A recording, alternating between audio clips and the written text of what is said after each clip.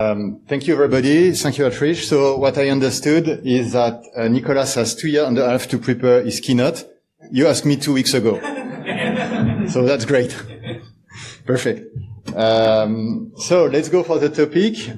Yes, I have been in the security industry for more than 20 years now, 25 or more, officially. So that's a topic I love, and I really have seen the evolution of it along the years. This talk is mostly based on open source information. So everything I try to document with links.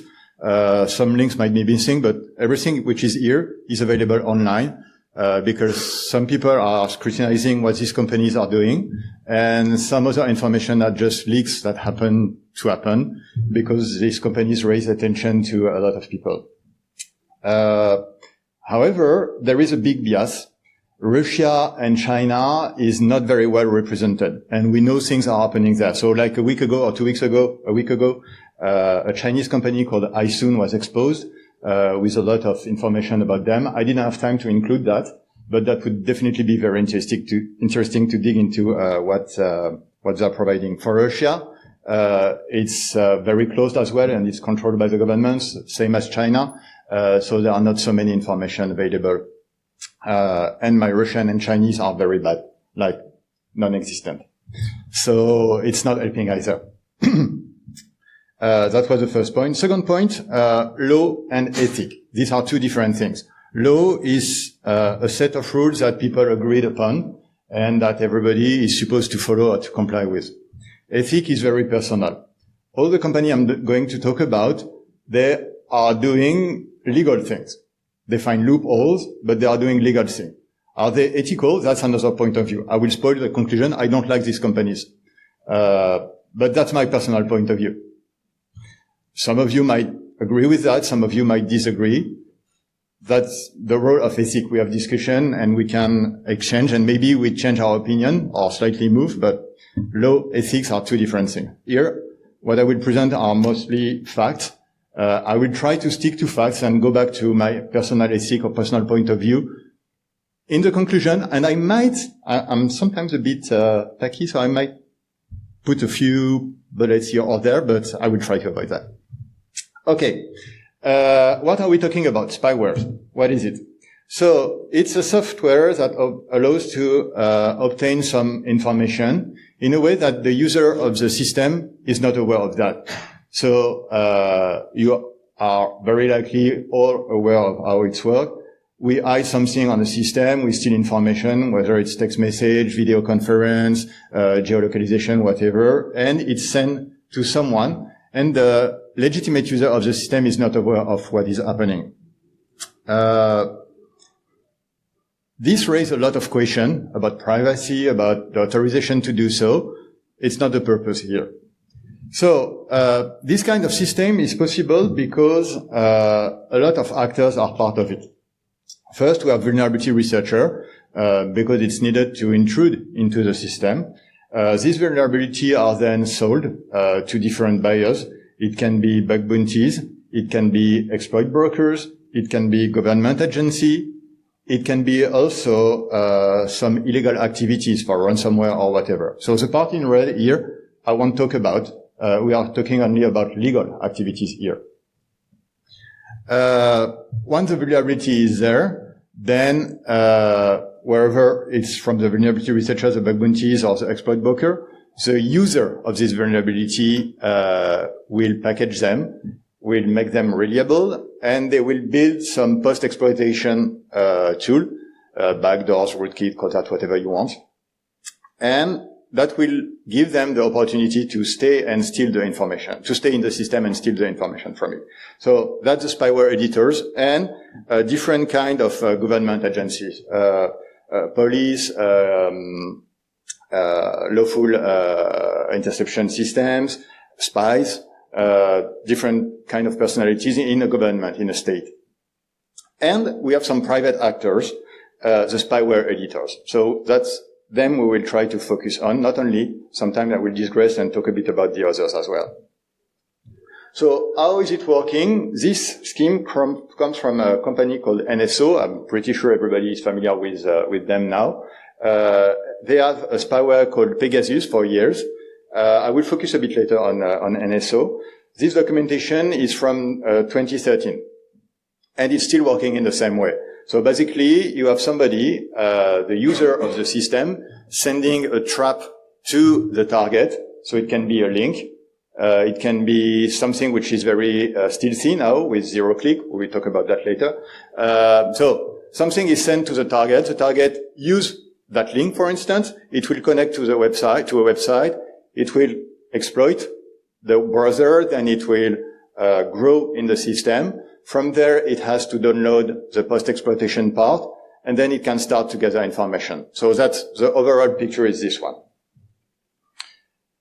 It hasn't changed a lot since 2013, and actually it was like that before. So there have been a few changes in the way it was done.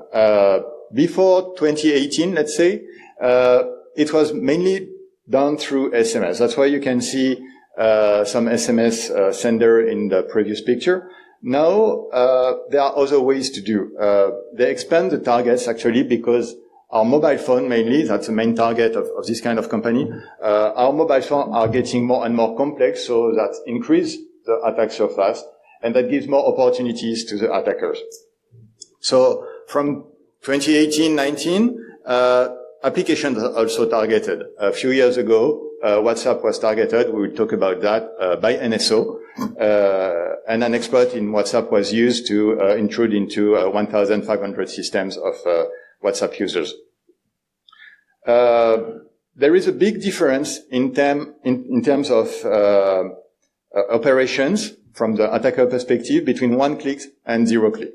The Graal today is a zero click, but it's not so easy to achieve, of course. So a one-click attack is something that needs the interaction of the user. So either opening a document, clicking on a link, downloading something, like the user has to agree of being attacked. He doesn't know it's an attack, of course, but he has to agree on that.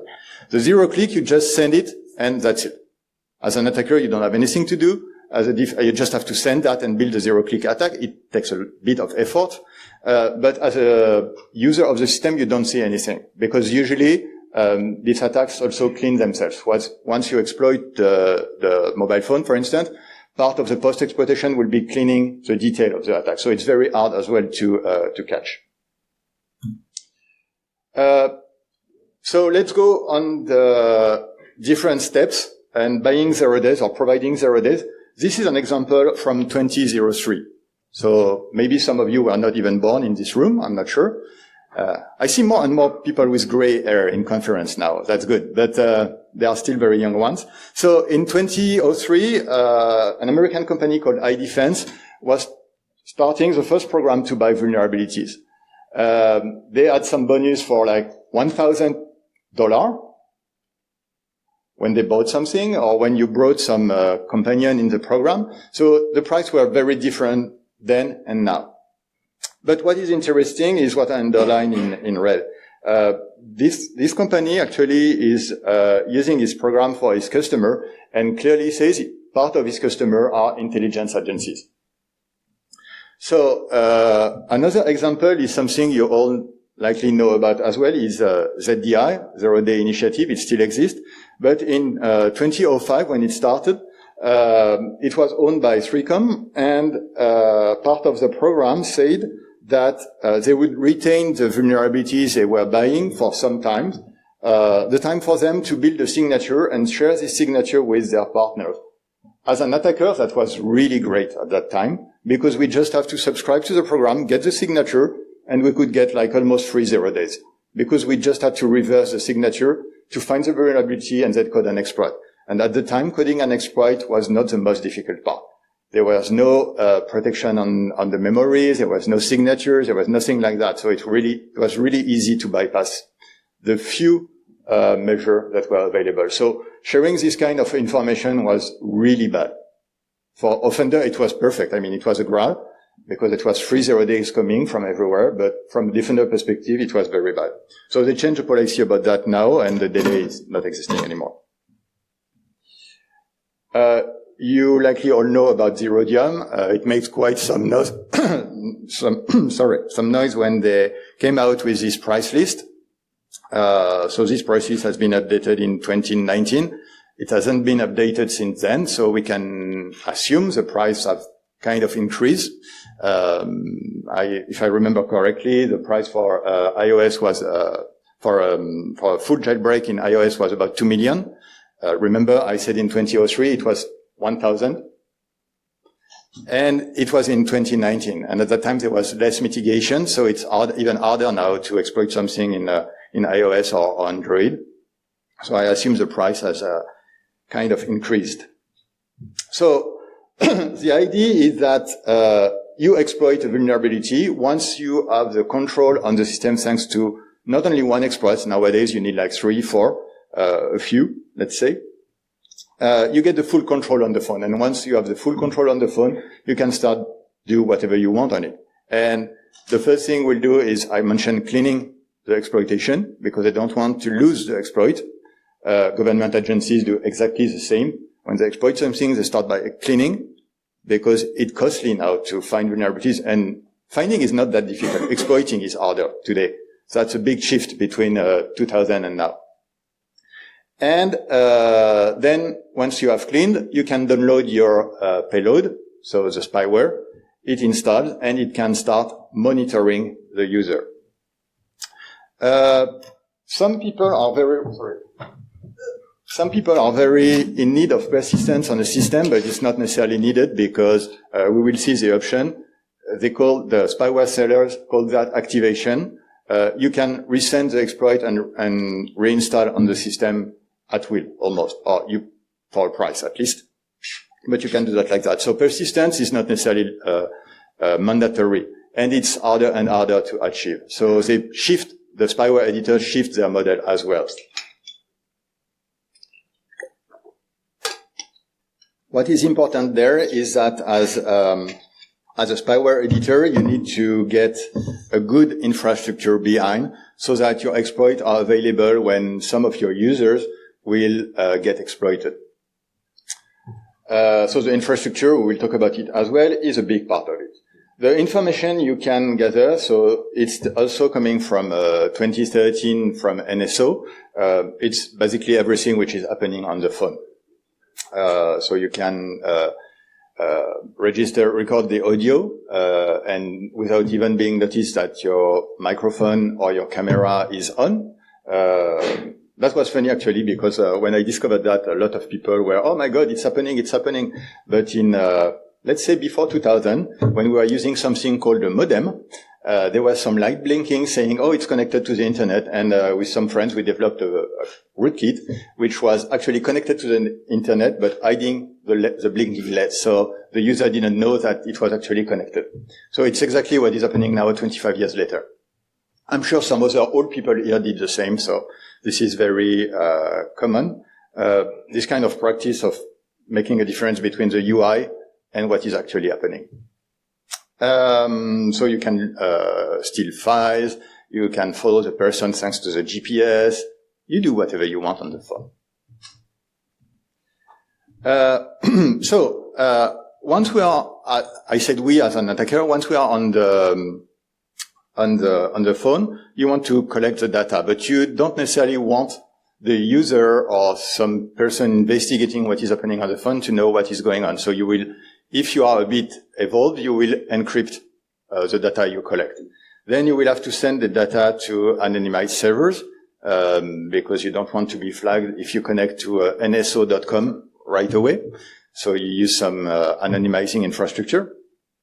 And then from another backend, you connect to this server to grab the data that has been dropped there. So it's like you push on one side and you pull on the other one. Like that, you make it impossible to track you. And you don't know, there are other ways to know, but you are not supposed to know who is behind the operation.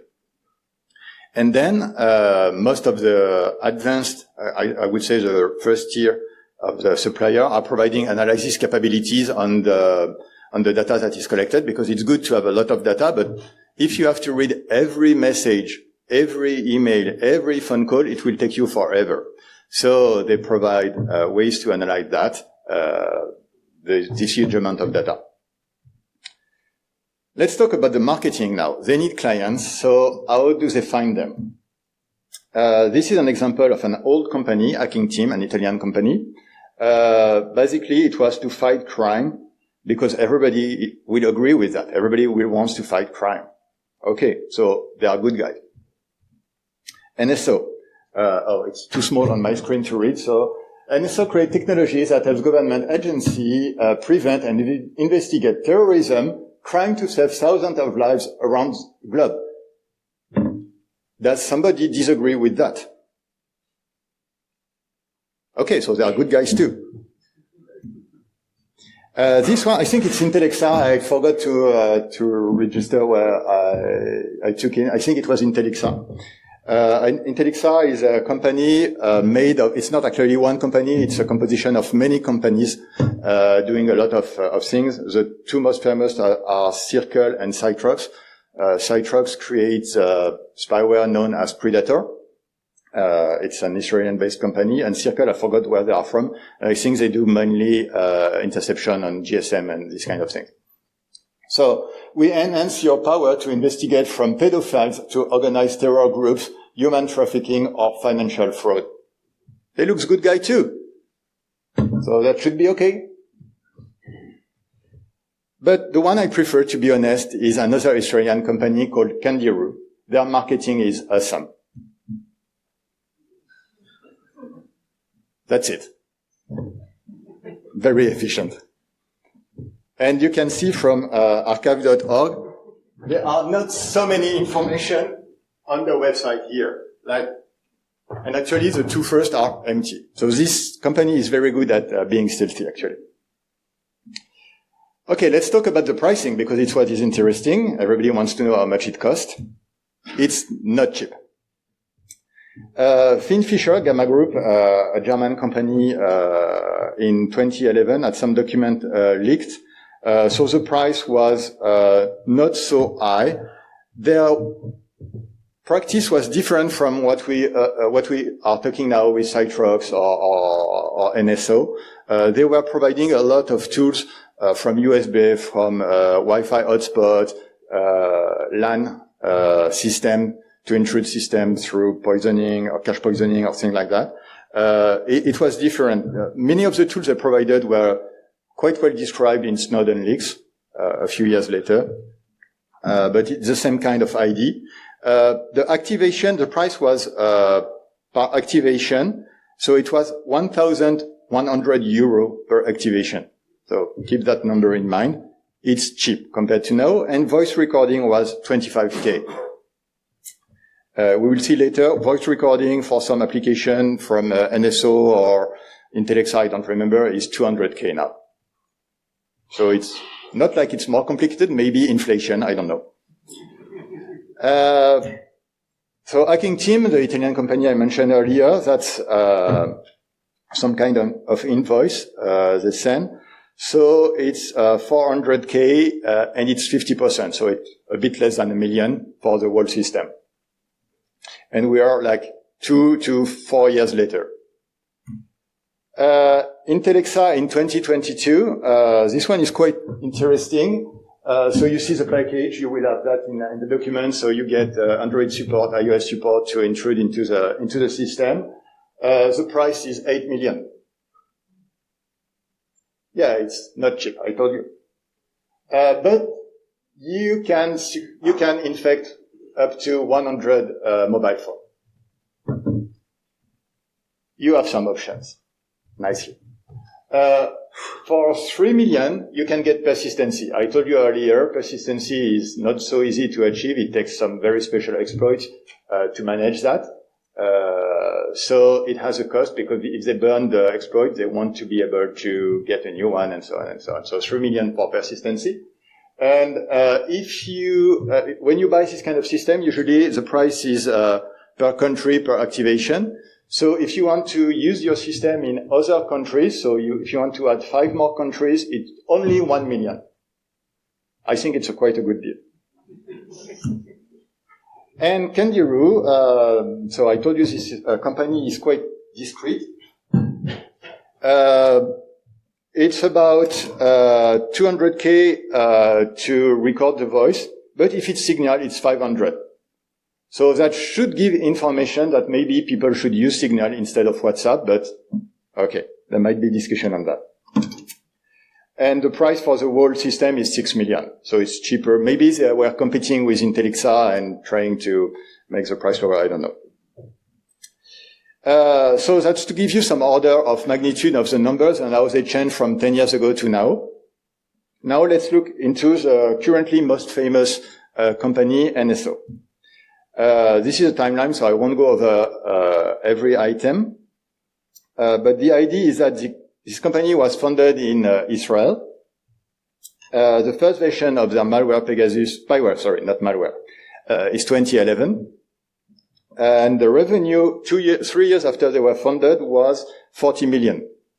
So I think it's a good growth. As a founder of a company, I can say that we don't do 40 million after 12 years of existence. I would love it, but no. And 2 years later, they jumped from 40 million to 150 million. So the point, and it increased and increased. The point here is that it's growing fast. If it's growing fast, it's because it's meeting customers. So people are buying.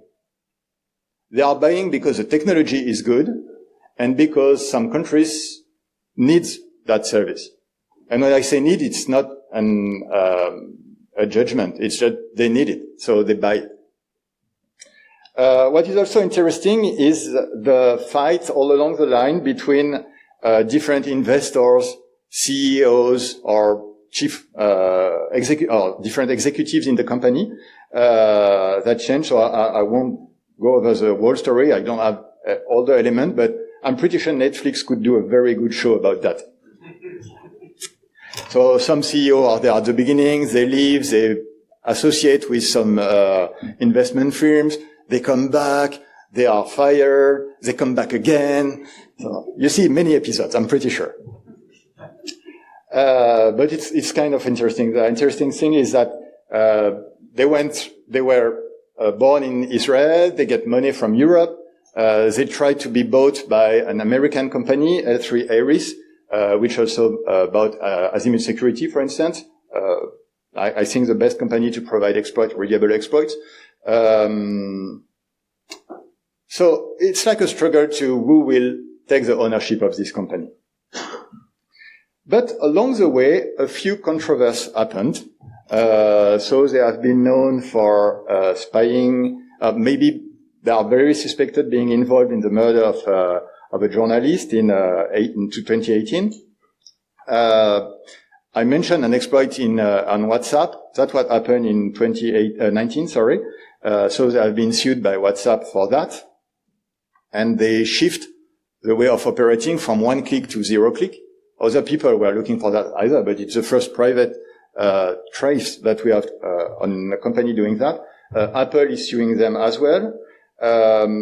In 2022, the Israeli police was using Predator to spy on, to intrude into some of the Israeli citizens without warrants, which is illegal. So sometimes they do illegal things, apparently, but not them. They sold their product, it's fine. Their users are apparently doing illegal things.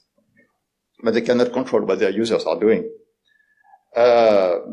So you see a lot of things. I will go over some of them a bit later. But a lot of controversial problems are happening with this kind of tools. Interestingly also, they create a second one. I didn't find a lot of information on this one, but they create a second product called Phantom. Actually, they tried to work with the US. I'm not sure they managed to work with some US agencies or they did it like at some point. And apparently at Djibouti, they managed to operate Predator, but the guys were, Pegasus, sorry, but the Americans were kind of worried of the power of the tool. So they said, okay, that would be nice if this tool could not intrude into US numbers. So NSO had a ban in the product so that Pegasus cannot be used against American phone numbers. But at the same time, internal agencies like DEA for the drug agency, FBI, some police and so on, well, okay, this tool is awesome. We want this tool. So can we have something dedicated to the US market?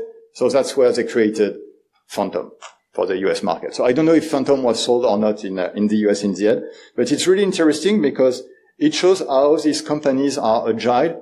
We talk about startup being agile. That's exactly it. They see a need, they create a product for it. In that way, they behave exactly the same as every company. That's the NSO against the WhatsApp thing. So they intrude into some phone through WhatsApp. It was discovered, and apparently about 1,500 people had their phone intruded through WhatsApp and Pegasus. So WhatsApp decided to sue NSO, and like a week or 2 weeks ago, a judge in the US said, okay, NSO, you have to give your source code to WhatsApp. But you don't have to mention who your customers are, and you don't have to mention who your target were, because it's security. So, okay, it's fine. For the source code, they have to give the source code from, you see the dates from April 2019 to May 2022. So I assume the code might have changed a little bit in 3 years, but the infrastructure is still there, but I don't know what will happen. I don't know if they can reject that. I don't know if they have to comply. I don't know.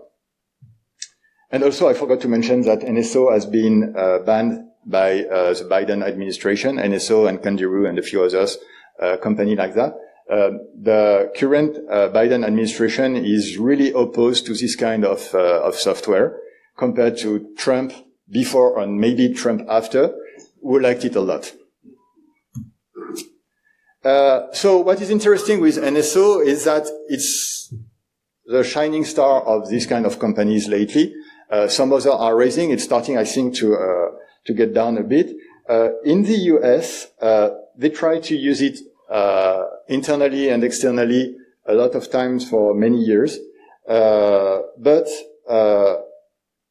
they notice at the same time it's very dangerous against their own citizens. So they pushed NSO to embed protection against that. In Israel was quite angry about the US hypocrisy because in one way they pushed to have it and make some protection to use it. But at the same time, they try to take control of other companies through L3 Iris or some other ways. So Israel is using NSO, and we will go over that later, is using NSO and similar companies in his influence over the world, in his diplomacy. So they didn't want to be spoiled of that. And even during the negotiation with L3 Iris, they wanted to keep the possibility to control the export license provided by Israel. So it was really part of the bargain. Let's have a wider look now at offensive corporation, not only the spyware, exploit providers and some others. So there is a great, you will see two different sources I used. One is XOR EAX, and it has a list of proven, what he called proven offensive corporation. So you say it's proven as soon as there has been a leak or a public document saying, oh, this company is buying that or doing this. So he has 171 companies in his list. Some of them have stopped practicing. So I worked mainly on the active ones. So these are the countries where these companies are incorporated, and you will see the result on the other panel is kind of different. Similar, but same but different, I would say. So it's not very surprising that US and Israel are very active in this area. What is interesting is the number of companies created by year. We can see that around 2010, it started to increase. And from Wassenaar, that's our orange mark, the Wassenaar agreement is an official agreement worldwide on what they call dual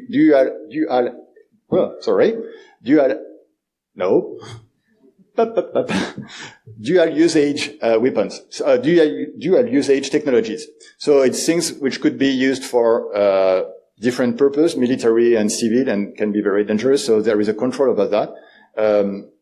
Cryptography has been part of it, but it's also the munition, the reactors, missiles, weapons, ballistics, whatever like that. Cyber is part of it since 2013. It raised a lot of discussion at that time. And now it's supposed to be controlled. And when a company from a state which approved Wassenaar Agreement wants to export its technology, he has to get an authorization from the state. So it's like that in Europe, for instance. In Israel, they are not part of the agreement. But what we see is that the number of companies created increases. Not because of Wassenaar, but because the world changed and everything is connected now. So weapons is really part of cyber is part of our everyday. So we need it everywhere. So a number of companies wanting to make money on that, yeah, they're increasing. It's normal. There is a demand. Some people create the offer. The other interesting part here is when you compare the numbers of companies created per country per year. So we see that in the US and in Israel, it's going quite fast. Also, what is interesting is UAE, where you can see that, oh, it's just behind me, so maybe you don't see. Here, it gets faster and faster as the number is increasing. Not so many before Wassenaar, but since then, it's getting faster. So that really shows the trend that there is a need for that. If people are buying, it means there is a need.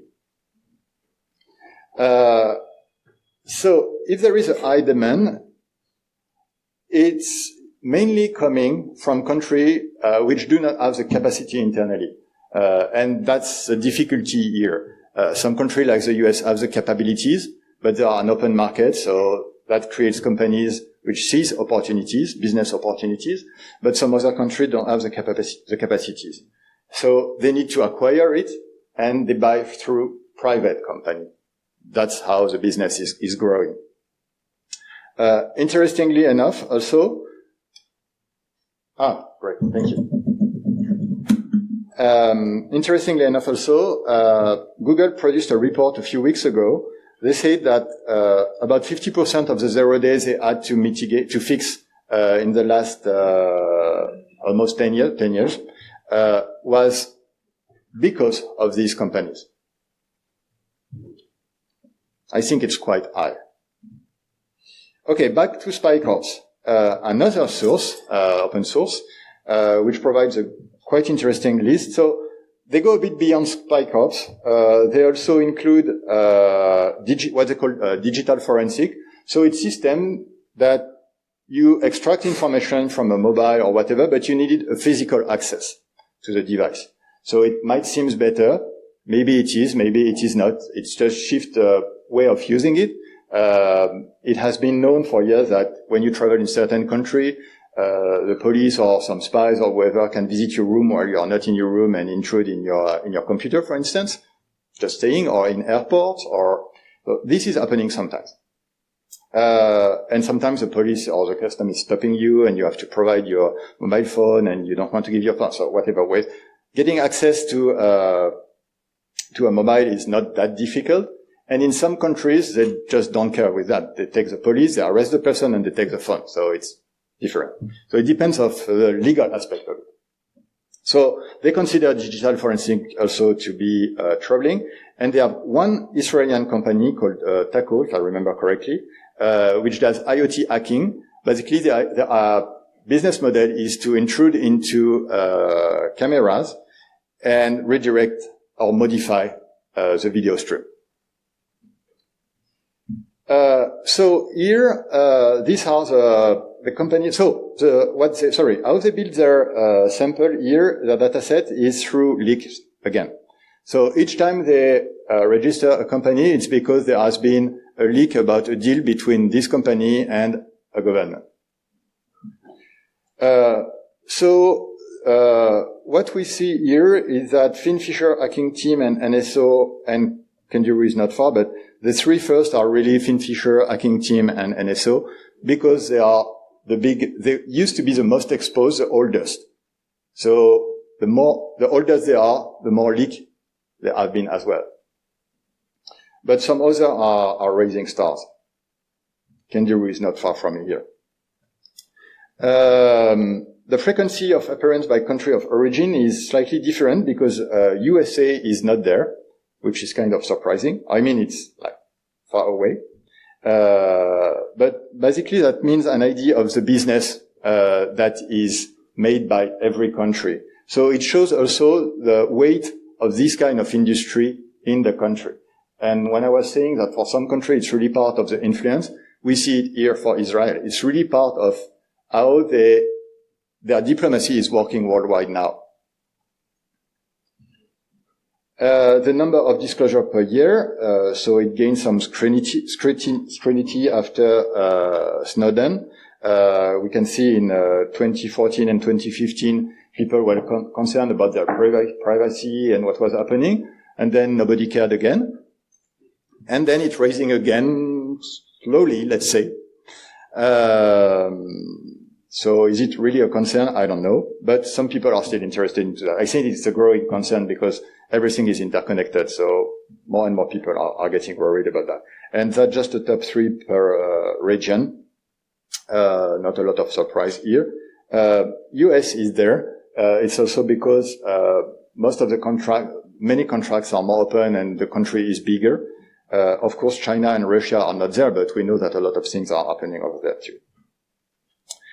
Just to give you an idea of the business behind that, there is an event called ISS World.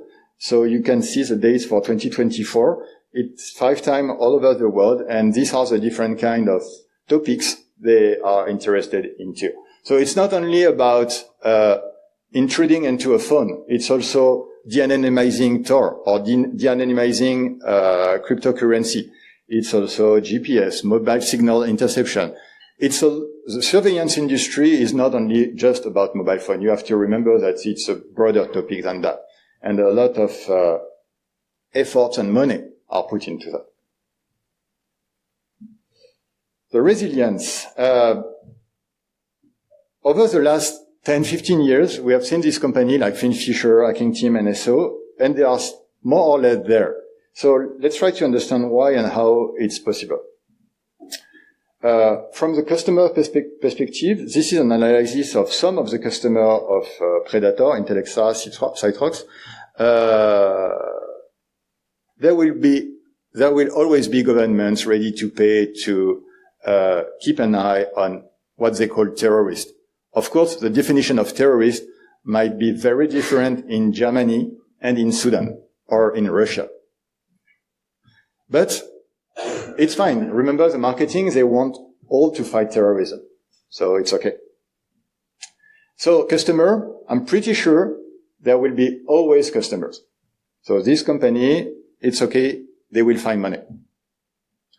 The legal aspect. It's quite interesting. I show you the NSO storyline before because of that. They went through a lot of issues. Even now, they are sued by Apple, WhatsApp, and others, and they still operate. They went through a battle to know who will run the company, and it's still running. Finfisher was exposed with some of its internal data in 2014, and now they incorporated into a new holding. I don't know if they keep the same activities, if they shift, if they do differently. I have no idea. If somebody has information, I'm very interested. Of course, we can talk later. But the point here is that it's very easy to incorporate a new company somewhere all over the world and move the activities there and there and there and there. So it's very easy to create a lot of paperwork, and it's really harder to follow. So maintaining the operation is not very difficult. It's interesting also to notice that I mentioned a lot NSO being sued, but Finfisher is being sued, Kangaroo is being sued, Intellexa is being sued. It's part of their business. I'm pretty sure that in their budget, they have a huge part for legal and lawyers and things like that and compensations. It's part of the business. That's maybe why the price is 8 million compared to 10K earlier. The regulation, that's a big problem. So I mentioned the Wassenaar arrangement in 2013 for cyber weapons. Only 42 states are part of this arrangement, about 100 or 200 countries all over the world. If we look into that, the USA is shifting its position. One day it's yes, one day it's no, one day it's I need an exception. The next it's okay, let's forget about the exception. I prefer this exception. So it's not very clear what they want or how they want it. Israel is not part of it. They are their own export system. And China and Russia so China is not part of it. Russia is. So it should be fine. But Belarus is not. And we know Belarus, Russia, same. So we will be talking about some loopholes. I will explain the part I put on the left. Belarus is kind of the loophole for the regulation for Russia. An example about it was for Cytrox, for Predator, I think. Oh no, I forgot the company. Doesn't matter. Israel forbids selling military technology to Bangladesh, but an Israeli company managed to sell an interception system to Bangladesh. How did it go? It's very simple. The Israeli company incorporated into Cyprus. They get a license to export to Cyprus. Cyprus is part of the Europe, but not every country in Europe is applying the agreement in the same way. Some are stricter. In France, it's very strict, or quite strict at least. In Cyprus, not so strict. So they managed to get an authorization to sell from Cyprus to Bangladesh the interception system. Transitivity, magic. And that's everywhere like that. So there is a new initiative called Pall process, which involves governments and private sector and NGOs trying to discuss about how to better regulate on that, because there has been a lot of paperwork on the regulation, but it's not working so fine. I mentioned the infrastructure earlier. The infrastructure is really very important for these editors because they need to provide the server for the exploitation. They need to provide the servers to download the spyware, and they need to provide servers to store the information, and then other servers to analyze the information. So we see that companies like Cytrox or NSO are being exposed very often, but they still manage to operate. Why? Thanks to DevOps, I think. Today, building this kind of infrastructure is not very difficult. I mean, you have to register new domain names, you have to push some configuration on server, you have to download some package to do some configuration. DevOps is exactly made for that. I mean, not for spyware, of course, but to help these kind of problems. And there are companies like any others. It's just their goal might be discussed from an ethical perspective, but from a technical perspective, it's the same as every SaaS platform.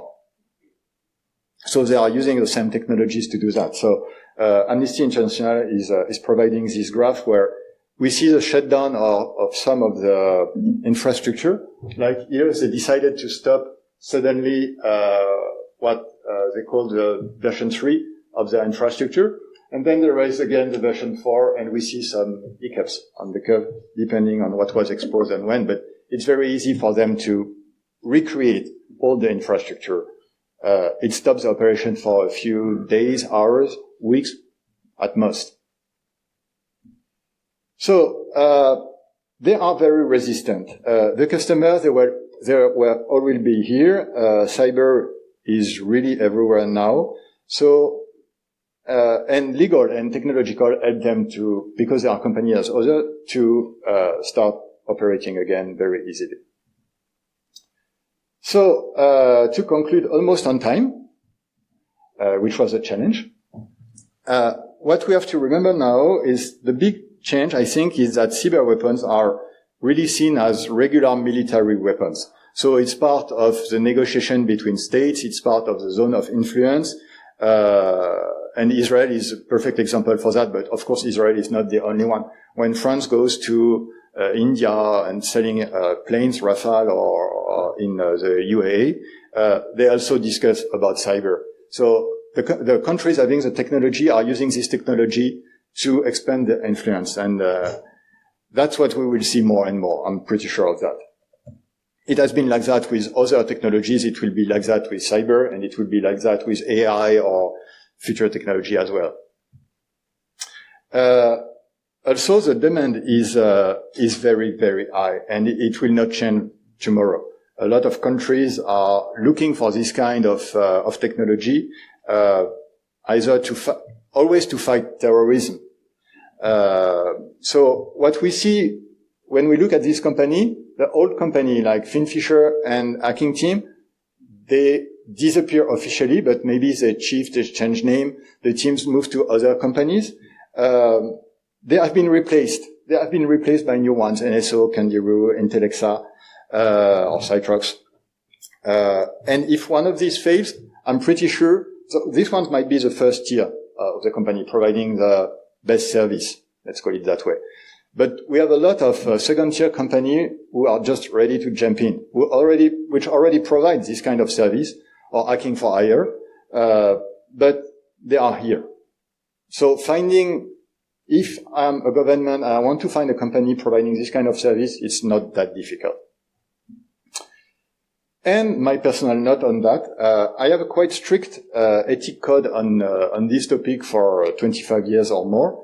And it hasn't changed a lot since then. The first rule is I don't want to do something which is illegal.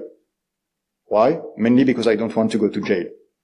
I like traveling. I like visiting other countries, meeting with people.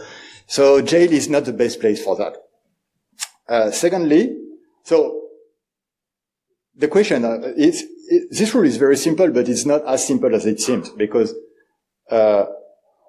some things might be illegal in a country and not in another one. So that's why there is a second rule. I don't want to do anything which is against my own ethic.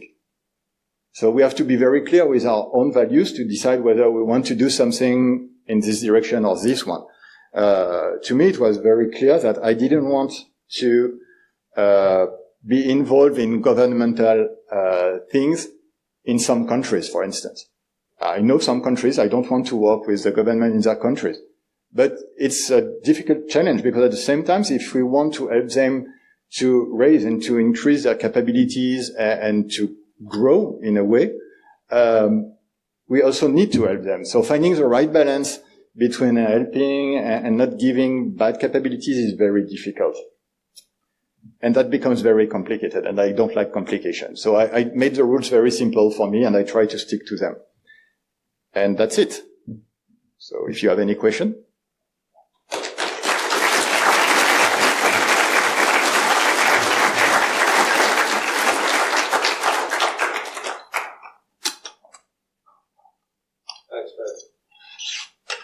I don't think we have any. Do we have a microphone? But we just want to roll on and try and keep on with time. Oh, we do. So if there's any questions, we take one or two quickly, and then you can find Fred in the coffee break. Hello. Thank you so much for the. Is it on? 1 2 1 2. Is that one on?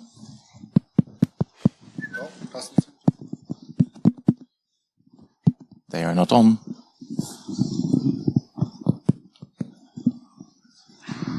Hello. Thank you for the presentation. I have a quick question. You mentioned that Pegasus was sold in the US as Phantom using a different company called Westbridge. Is it also banned, the same as NSO? Is it, sorry? Is it also banned by the US, similar to how they banned NSO, or are they free to operate in the US? I'm not sure it has been banned, because this company is based in the US and selling in the US. The ban is for export. So I don't think it's relevant to export a company selling internally. I'm not even sure you can. I'm not a lawyer, so that's why I'm very precautious on that. So it sounds they are still operating. They might. But I don't know if, in the end, I don't know if they sold something in the US. Hello. I wanted to ask, do you have probably top 3 countries where C2 servers, where the traffic for C2 servers goes in after initial exploitation? For example, for the purpose of persistence, it's kind of curious. I haven't looked into the infrastructure that much. There has been a French company called Sequoia who produced a report on Predator, which is very interesting. Amnesty did a lot of very interesting work also. Forbidden Work, there are a lot of information on that. I didn't have time to gather all the source, and they don't share so much. They share some of the IOC, but I'm not sure they share all of them. But that would be very interesting. I haven't thought about that way. Thank you for my next keynote in 1 week. Thank you. Thank you very much.